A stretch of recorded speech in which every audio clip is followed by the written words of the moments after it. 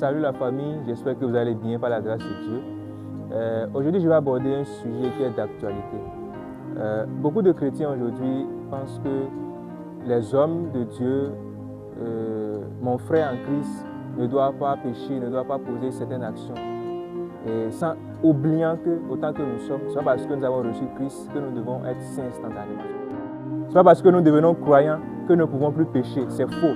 Mais Christ travaille à nous rendre plus parfaits de jour en jour, à nous modeler progressivement. Quelqu'un qui est malade et qui nie sa maladie va mourir dans la maladie. C'est de cette façon-là que la plupart des chrétiens aujourd'hui se comportent. Et nous devons vraiment prendre conscience sur ce point-là. Nous ne sommes pas saints. La Bible dit car tous sont péchés, sont privés de la gloire de Dieu. Ce n'est pas parce que tu as reçu Christ après que tu deviens saint. Ce n'est pas possible. La transformation est progressive. Il y a des gens, la transformation peut être instantanée. Mais malgré que ce soit instantané, il y a toujours des choses à corriger et c'est progressivement. Même les hommes de Dieu ont des défauts. On ne peut pas penser que dans le corps de Christ, nous ne devons pas pécher. Quand ton frère fait ceci, c'est fini, je l'abandonne. Comme si toi, tu n'avais pas de défauts. Nous avons tous des défauts et nous devons nous accepter mutuellement. Nous devons apprendre à aimer, à s'accepter mutuellement. La transformation commence lorsque tu reconnais ton état, tu reconnais tes défauts, tu reconnais ta maladie. La transformation commence dès lors que tu reconnais tes défauts, dès lors que tu reconnais ta maladie.